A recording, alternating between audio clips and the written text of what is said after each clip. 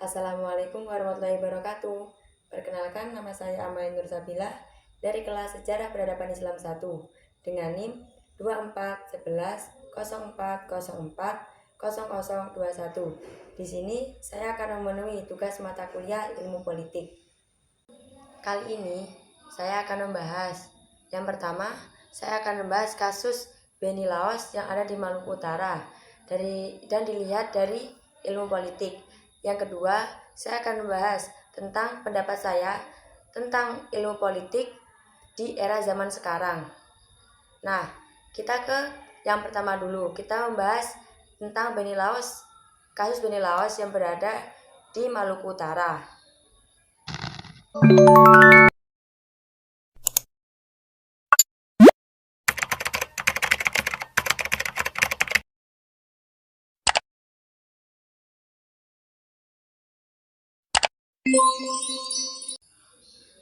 Kita akan membahas kasus Beni Laos. Kasus ini bermula dari wafatnya Beni Laos, seorang tokoh ternama di Maluku Utara yang digadang-gadang akan menjadi calon gubernur di Maluku Utara. Beliau wafat dikarenakan akibat serangan jantung.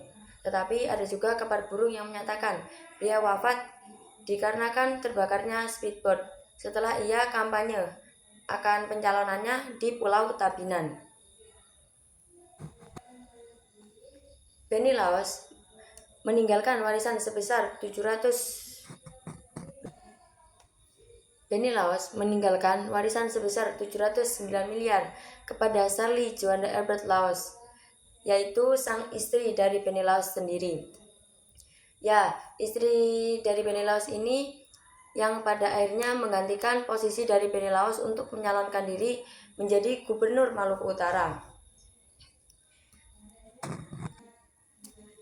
Peristiwa meninggalnya Beni Laos ini menjadi sorotan publik dikarenakan dengan kekayaannya besar, kekayaannya tersebut langsung diberikan kepada Sally sang istri. Yang peristiwa ini langsung menjadi sorotan publik dikarenakan warisan Beni Laos yang sangat banyak itu langsung diberikan kepada Sally sang istri. Pada saat itu ia sedang bertarung dalam Pilkada 2024 menggantikan Beni Laos suaminya sendiri. Pewarisan kekayaan dalam jumlah besar ini diduga memiliki kaitan erat dengan persiapan politik Sally, khususnya dalam membiayai kampanye serta membangun kekuatan politik di wilayah tersebut.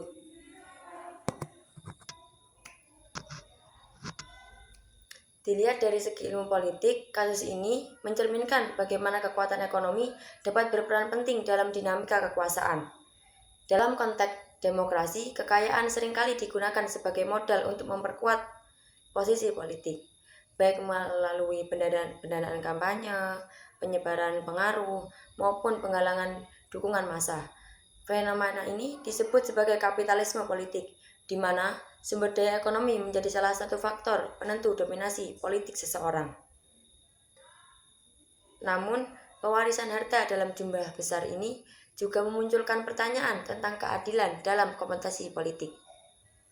Kandidat yang memiliki kekuatan finansial yang besar cenderung memiliki keunggulan yang signifikan dibanding dengan kandidat lain yang tidak memiliki akses terhadap sumber daya yang serupa. Hal ini dapat menciptakan ketimpangan dalam demokrasi.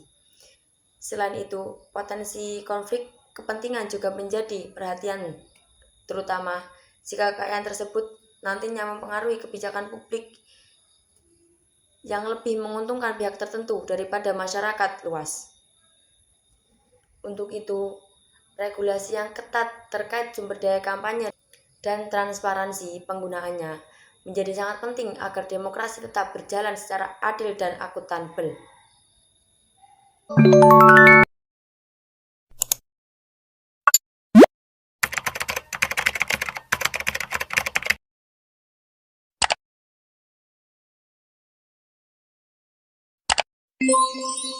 Kita lanjutkan ke pembahasan yang selanjutnya, yaitu tanggapan saya terhadap perpolitikan di era sekarang ini di negara Indonesia.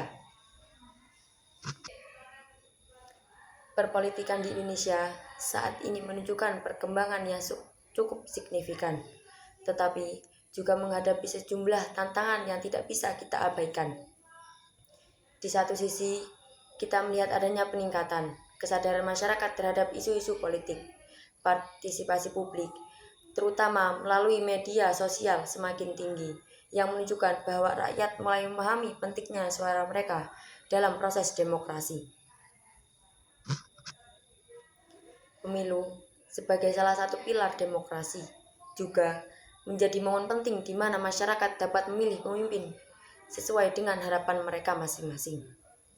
Namun, di sisi lain, tantangan seperti politik uang, janji politik yang sering tidak terrealisasikan, dan dominasi kekuatan ekonomi dalam politik masih menjadi masalah besar yang mengandalkan kekuatan finansial untuk memenangkan hati pemilih, sehingga menciptakan ketimpangan dalam kompetisi politik.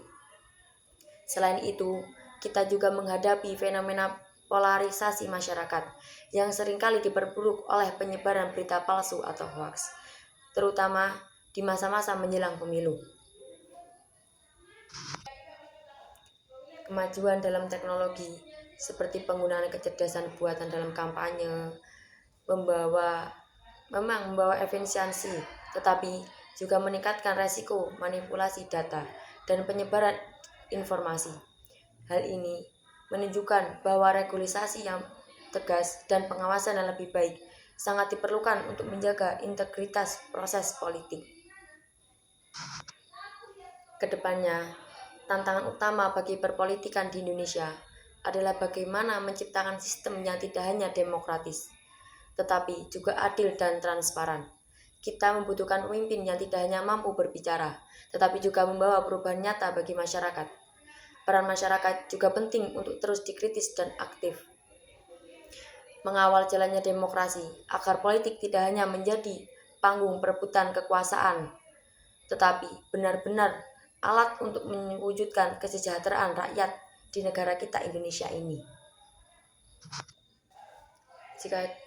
Jika kita dapat lihat, perpolitikan di Indonesia saat ini masih diwarnai oleh banyak masalah klasik seperti politik uang, janji-janji kosong, dan dominasi elit tertentu dalam kekuasaan.